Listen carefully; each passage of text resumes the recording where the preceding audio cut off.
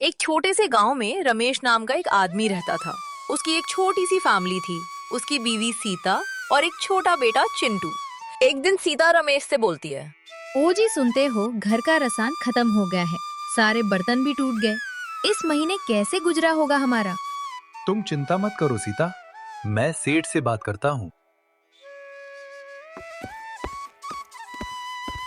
जल्दी से काम कर रमेश, क्या धीरे धीरे काम कर रहा है? ऐसा काम करेगा तो निकल दूंगा काम से। सेठ जी, मुझे कुछ पैसे चाहिए था। घर का राशन खत्म हो गया है, कुछ पैसे मिल जाते तो अच्छा होता। नहीं नहीं, अभी कोई पैसा नहीं मिलेगा। महीना पूरा होगा तभी मिलेगा।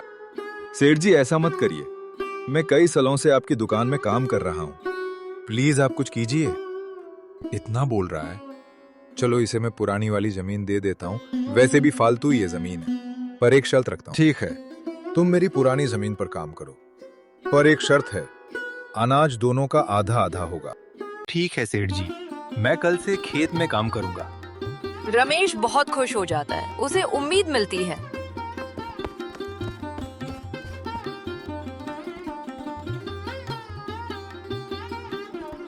अरे सीता, सुनती हो? जल्दी इधर आओ, खुश खबरी है, जल्दी आओ। अरे क्या हुआ, इतना क्यों चिल्ला रहे हो? इतनी खुश हो, क्या हुआ है? सीता, हमारे भाग खुल गए। सेठ ने अपनी खेत दिया है फसल उगाने के लिए, और फसल दोनों का आधा आधा होगा। सब भगवान की कृपा है। वाह, ये तो बहुत अच्छी बात है। हम पेट भर खाना खा सकते हैं। पापा, क्या मैं भी स्कूल जा सकता हूँ? मेरे सारे दोस्त जाते हैं। हाँ मेरा बेटा, तू भी जाएगा और बहुत सारे दोस्त बनाएगा। अगली सुबह रमेश तैयार होकर खेत में काम करने के लिए निकलता है।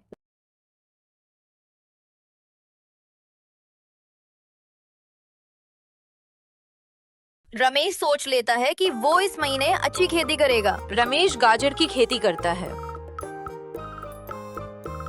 कुछ महीनों बाद फसल तैयार हो गया। अब रमेश अपने खेत से गाजर निकालने लगा। सेठ का नौकर सेठ को सब बताता है। फसल की बात सुनते ही सेठ बोलता है, क्या फसल सच में अच्छी हुई है? लगता है कुछ करना पड़ेगा। अब तू देखता रहा राजू, मैं क्या करता हूँ।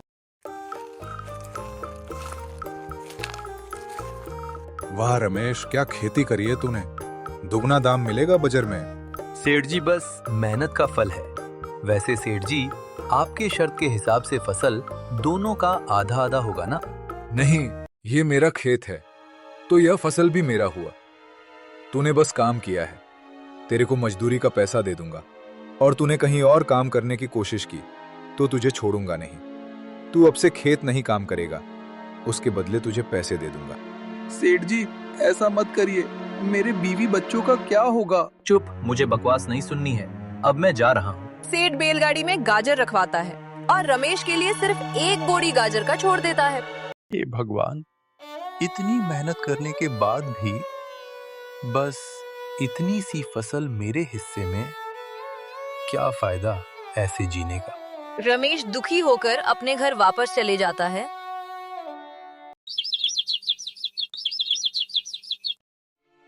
कुछ दिन बाद रमेश खेत में काम कर रहा होता है। अचानक से एक आवाज आती है।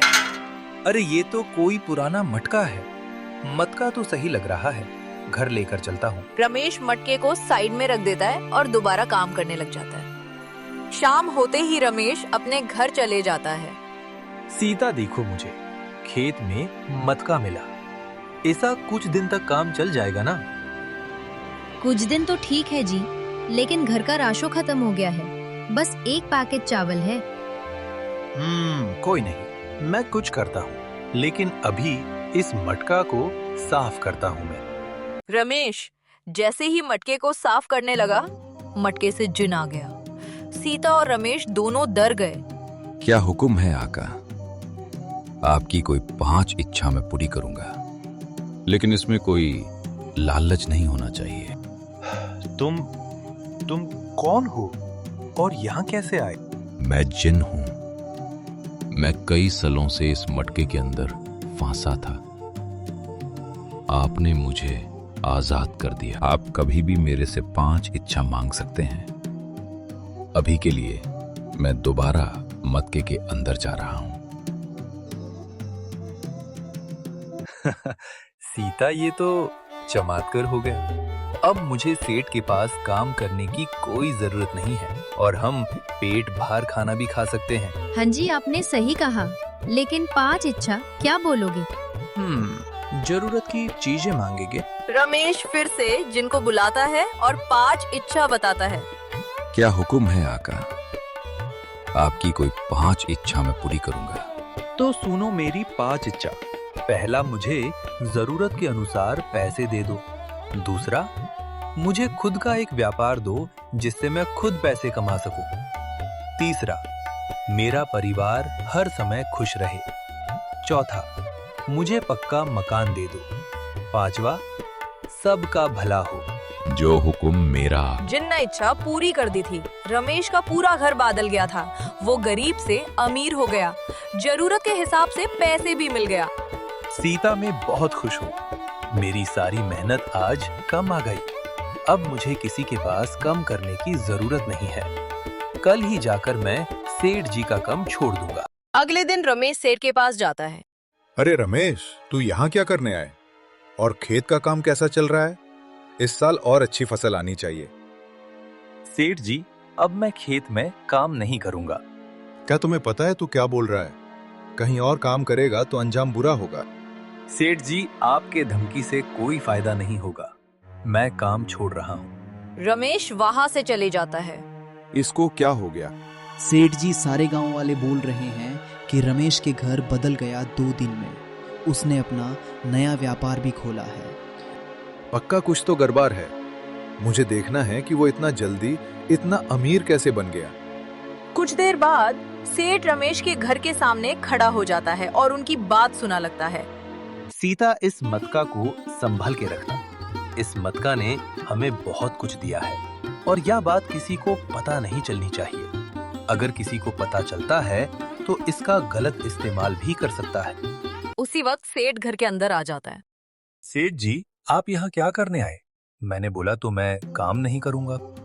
हाँ, तेरे को काम करने की कोई जरूरत नहीं है। मैं अपना सामान लेने आया हूँ। ये मटका मेरा है। तूने मेरे खेत से लिया है। हाँ, ये आपके खेत का मटका है, लेकिन मेरी मेहनत की वजह से निकाला है, तो यह मेरा हुआ ना। चुप, मेरे से बहस मत कर, नहीं तो बुरा होगा। चुपचाप मटका दे दे, नहीं तो मैं छीन लूंगा। रमेश ज्यादा कुछ ना सोचता हुआ सेठ को मटका दे देता है। सेठ मटका को अपने घर लाता है। अरे वाह, मुझे तो सोने की चिड़िया हट लगी है। अभी से थोड़ा घिस कर देखता हूँ। सेठ जैसे ही मटका को घिसता है, जिन आ जाता है। क्या हुक्म है आका? आपकी कोई 5 इच्छा मैं पूरी करूंगा, लेकिन इसमें कोई लालच नहीं होना चाहिए। हाँ, पता है, मुझे मत सिखा। जल्दी से मेरे 5 इच्छा पूरा कर। पहला, मुझे दुनिया का सबसे अमीर इंसान बना दे। दूसरा, दुनिया के सारे लोग मेरा सम्मान करें। तीसरा, मेरा बहुत बड़ा घर बना। चौथा, सारे लोग हमेशा गरीब रहे मेरे से। पांचवा, सारे लोग डरे मेरे से। यो हुक्म मेरा आका। सेठ का घर नए से पुराने में बदल जाता है। सेठ यह देखकर बहुत गुस्सा हो जाता है। तूने यहाँ क्या किया? मैंने तुझे बड़ा घर और अमीर बनाने बोला है, तूने मुझे गरीब बना दिया। तुम्हारी लालच की वजह से तुम्हारा घर अब कभी ठीक नहीं हो पाएगा। तुम लोगों को बहुत सताते हो, तुम्हें ये भुगतना होगा। ऐसा मत करो। अब मैं किसी को परेशान नहीं करूंगा और ना ही किसी चीज पर लालच करूंगा। ये सब कुछ ठीक हो सकता है, लेकिन तुम्हें सबसे माफी मांगनी होगी, तभी ये सब ठीक हो पाएगा। हाँ, मैं सबसे माफी मांगूंगा। सेठ रमेश से घर जाकर रमेश से माफी मांगता है। लोगों के साथ खेत में काम करता है। कोई भेदभाव नहीं रखता है।